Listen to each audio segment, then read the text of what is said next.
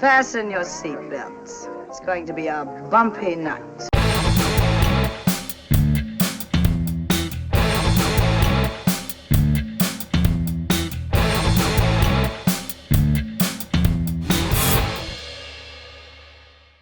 Hello and welcome to Girls on Film with the BFI. I'm Anna Smith and I'm very pleased to welcome you back to our shows here on YouTube. The BFI is back open, but we'll still be doing these shows here. If you fancy seeing something on the big screen that's female focused, then I can recommend Rocks, Emma, Eternal Beauty, Clemency, Perfect 10, and a lot of the films that we'll be celebrating today. Today we're looking ahead to the Bagri London Indian Film Festival, which shows at the BFI Southbank later this month and has a brilliant selection of films by women. My guests will be the BBC Asian Network presenter and Girls on Film regular Ashanti Omkar and the singer Sona Mohapatra, who's been hitting the headlines in India with her outspoken feminism.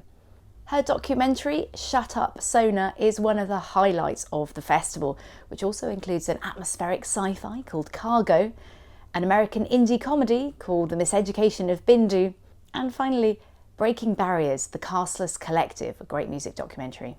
Here's Ashanti on the roots of the festival. Okay, so I've been working with the London Indian Film Festival since 2011, and what I've loved about it is the fact that we've been able to champion films that are not necessarily seen across the UK or even on a global scale. So we've been one of those places to see the premieres, one of those places that you can get this kind of very diverse type of filmmaking. We've got a lot of women filmmakers that I personally have wanted to champion all my life, and finally here we have a platform for them. So it's wonderful. This year we had to go hybrid, so we are on www.lovelifeathome.com, where you can see chats with people like Meera Nair, Deepa Mehta. But finally, we're back in cinemas and we're hitting the BFI in Southbank, we're hitting Cine Lumiere and a new partner in Birmingham. So it's all happening. And this time, is it correct that you have an all-female director lineup? Yes. Oh my gosh. All our features are 100% female directed.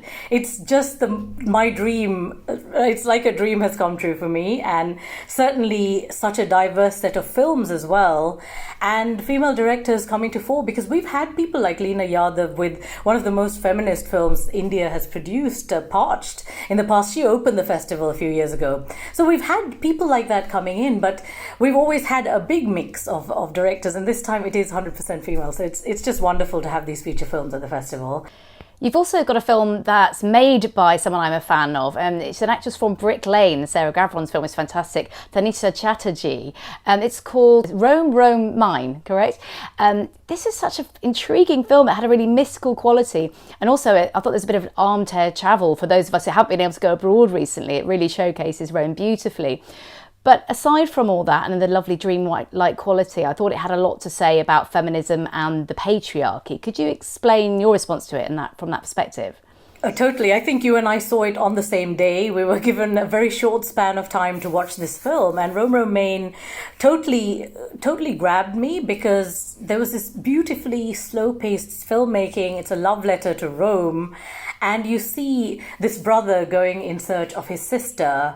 And this guy has grown up in the patriarchy. So though he thinks of himself as a modern man, he's working in this office, he's got this girlfriend, the truth is that he's grown up with those values all his life. And this was a voyage of discovery for him, because Nawazuddin Siddiqui, who is absolutely brilliant in everything he does, he goes to Rome, searches for his sister, meets all these different characters. And he's really super surprised with things like when he says to one of the guys, "Oh, I let my sister go to Agra. I allowed her." And the guy said, "Why would you allow her? She's a grown woman. Why would you allow her to go to Agra?" And this immediate, and you could see the puzzlement in his face when this happens. And it's like, whoa, I never thought of that. And these are all things that with patriarchal values, we just don't think about it. That's what this film does. I think it also just reminds men and women, anyone who goes to see this film, that there's unconscious bias in every one of us all the time. We've grown up with it. We're not necessarily realizing it to unlearn it. And when we do, it just strikes us as something, it's a revelation for us. What are you looking forward to most about LIF? Oh, I think you know the answer to that, Anna. It's Shut Up Sona. Shut Up Sona. Especially because I champion a lot of female musicians in the scene. What I feel really proud of is that this woman has millions of followers. She's really out there to kind of fight the patriarchy, to put it out there. And this film does just that. I'm very proud of Deepti Gupta as the director, having, decided to make this film and to actually look through all those different facets of how a woman can be oppressed, because again, it goes back to unconscious bias. Until someone experiences it, we don't know about it. And having Sona as that figure is amazing. I'm certainly looking forward to it. There's so much beauty in that film, as well as the fact that it will kind of wake you up to what's going on in the industry as a whole. Is there one particular scene that you cherish in that film that was really powerful for you? Well, I you know what, I can't pick just one, because I think there was so much in this film. I felt like every segment of this film was crafted to make us think, and it's very difficult for me to pick just one. But interactions between Sona and her husband, Ram Sampath, for example. Ram Sampath was doing some very big films in Bollywood. He was doing really well, but he hasn't had that trajectory with his career so much, and them collaborating together has really helped a lot. And those interactions between them I thought was very important, because having a partner, whoever that partner is, who can support you in a big way is very important. And for someone like Sona, how much more, just because of what she is surrounded by. And you see all of that come to life in this movie. So I think when you see how he's quite chilled, and he's that person who says to her, look, I'm the yin to your yang, I will support you, you will be fine. I think those are the moments that should be seen by more and more people. And I'm glad to say that more and more female artists that I champion have people who are supporting them in such a way that they can grow. We'll be talking to Sona about the future of women in the music industry, but tell me about the future of women in the Indian film industry. Are you feeling positive that things are going to continue to move forward, both in terms of in front of and behind the camera? 100%. I am feeling very positive, because it's nearly 2 decades since I jumped into the world of media, and I wanted to champion different facets. One was pan-Indian cinema, the second was obviously the music scene, but the third thing for me was about women in cinema. And I've written countless articles over the years about which women are doing this. And, very few women are still being given big budgets. So Farah Khan, for example, in Bollywood, she's been given these huge budgets. She's been part of that scene for such a long time. But we're waiting to see other women who are given bigger budgets, because it's happening slowly but surely in Hollywood now. And it's very promising that people are saying, well, people are going to see these films regardless of who made it, because of the content of the film. And that's what we want to see more of, because we've had a Mani Ratnam say to his wife Suhasini, let's work together, let's build a film called Indra and you'll put that out. Or you have Amir Khan saying, I will act for free in Dhobi Ghat to Kiran Rao. We have people who are female DOPs now. We have women like Sneha Kanwakar they're actually the composer, because again, a music director in India was very much the remit of a man, and all the music directors you regularly cite would be a man. Then you have someone like a Shruti Hassan, whose dad, Kamal Hassan, he's a massive superstar in the scene, and he says to her, look, I'm doing this movie, I think you'll be right for doing the music for this, will you do it? And she does it. And this is where we're seeing that trend emerging. We're seeing young Indians who are saying, we want to do this, it doesn't matter what our gender is, let's go out there and showcase our talent. So I'm very positive about this. I feel like there's been a huge change in the last few years, and I think it's just going to get better and better. Let's hear from Sona Mohapatra about her inspiring doc, Shut Up Sona. For people who haven't seen Shut Up Sona, can you explain a little bit what it's about? Well, I'm a musician and a performer at core. I express myself in different ways, but I'm very often asked to shut up. And I actually took it pretty much it's something I got used to.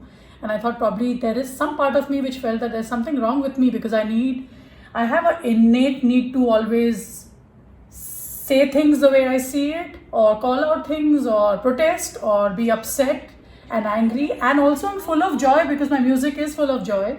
I do love the country I live in. I love the roots that I come from, and I get the privilege of being on stage when 200,000 people show up for my concerts. At the same time, there are parts of my life which are very frustrating because of how things are. And it was a very late realization for me because I have not grown up with this understanding of feminism and all this. It was just an innate need for fairness and justice. And when things felt wrong, I would be angry about it. I would try to make it right. And I decided to just take charge of my narrative and make a film. So I got in touch with this very dear friend of mine, Deepti Gupta, who is also a cinematographer. And she's a first-time filmmaker with Up Sona. And we both have had, in a sense, certain parallel journey in the industry, because she, being one of the first female DOPs in our industry, never really got the opportunities that I believe that she deserved to get. So I just called her over one day. I was in hospital literally. I dug out a tumor from the breast. And I said, listen, it's time to just tell our own story. So we came down to this navigation of my life as an artist, as a female artist, trying to be heard and trying to get an equal stage, and all of that which you would have seen. It's very interesting what you say is how it morphed from one thing to another. And I felt watching it that I was watching someone kind of embrace their feminism and their activism and kind of enhance it. Can you talk a little bit about the emotional journey that you went on when you started dealing with what effectively were internet trolls and started really answering back? Well, Anna, to be honest, I'm glad you asked that question, because the trolling that I go through is not just limited to the internet. I am a performing traveling artist. I am 18 days in a month outside. So a lot of that translates to real danger in a sense. I was getting actual threats. I had somebody send me a box full of feces to my studios. Every time I would travel, my family would worry about my safety, because acid attacks are very common in India, where women are just defaced for life and there's nothing you can do. It's not that I'm traveling with bodyguards everywhere I go, and just about anything can happen to me. And yet, call me crazy or whatever, I have inherently felt that there are as many, if not more, good people around as there are these terrible, horrible humans. Yeah, naive and idealistic as it might sound, I actually see the change happening in the country. Because it's a very young country, India is changing rapidly. So I'm very happy to be in this place. Well, at one point, you correct a lawyer to say it's not about Hindu, Muslim or religion, it's about women. What aspects of the fight that you've had in India do you think kind of tie into the general MeToo movement globally? Oh, what the film, Anna, doesn't cover, unfortunately, is that I was one of the people in the Hindi film industry, the Bollywood mainstream industry, who led the MeToo fight. And as a result, I was at that point of time, a judge in the biggest music reality show. And guess what? I was the first female judge in 23 years. Cut to the MeToo movement broke out. I spoke up. It came on to the headlines, I spoke up again, I called out two very big superstars. But within a week of me speaking up, I was dropped from that music reality show. From that, I was deemed as a troublemaker. I was seen as problematic. And my whole team and me, we just went into shock because we couldn't believe that we had done all this press. We were on that show for already 18 episodes and we were dropped overnight. The good part is there are a lot of people who feel that the MeToo movement failed in India. But I personally, having borne the brunt of it, do not believe that, because the makeup artist who was doing my makeup for the music video, she also works with film production houses and with web series and other places. She says, Sona, don't think it hasn't made a change, because now every time we enter the sets, it's not just about the actors getting harassed or sexually harassed. It's not just the leading ladies or people in the front. There is a whole crew on the sets, and she says we receive a form where we are told that you can escalate matters if somebody behaves badly with you. So there's an awareness that's gone up. Systems have been put in by most of the production houses. Things don't change overnight, but the fact that we've got a conversation going and that we have women like me bouncing back and getting work and getting love, that's a victory in itself. One last question I wanted to ask you, because in the film you say at one point, why is there no sisterhood in this day and age? Now, from what you're saying, I'm hoping that you feel that that's changed. But tell me, has it changed? Yes and no. I just feel we tend to, even within ourselves, grudge each other our opportunities, but it's changing. It is changing, and I think I'm done with the women wanting to look for breaks and opportunities and be the pretty faces and suck in their stomachs and try and fit into things. I think it's very important that women take charge of the back room, and that's why the MeToo movement was so much more successful in the US, because in the entertainment industry, what I sensed was women are now deep in the trenches. They're writers, they produce. You can't do without the women there. And I think in India, we need more women who are doing other things, and we need to have more producers. So I think there is a sisterhood which is out there. We are not necessarily in touch, but it's out there and it's growing, and I want to be yelling obnoxiously for more women to join in, but I think India is listening in, and I'm hoping that the diaspora as well as other people go and watch the film. Is there anything else you wanted to leave the viewers with before we let you go? Well, I think we've had a very incredible reset button. I mean, I won't call it incredible. There has been a lot of despair and a lot of trouble in the last 6 months in the world. But this health crisis, if anything, it's shown us that we all need to slow down and be kinder. I think it's an ongoing process. It's not going to change overnight, and definitely India is very different. Some of our mindsets are very deep rooted, but it's changing. There are a lot of interesting conversations happening out here. The London Indian Film Festival takes place from the 17th to the 20th of September. You can find out more and book tickets at londonindianfilmfestival.co.uk. Hopefully see you at a screening at the BFI Southbank. Thanks to the BFI for partnering with Girls on Film on this episode. But don't forget that the arts still really need your support in these times. You can donate £5 to the BFI by texting BFI at home to 70085. It costs £5 plus your usual message rate. Thanks for your support. You've been watching Girls on Film. We'll be back on the BFI's YouTube in a fortnight. Meantime, do listen to our audio podcast. The link is below the screen right here.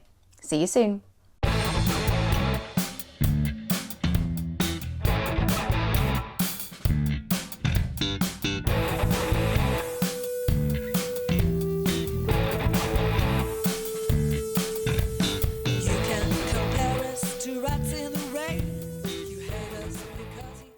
You conservative bunch of fools!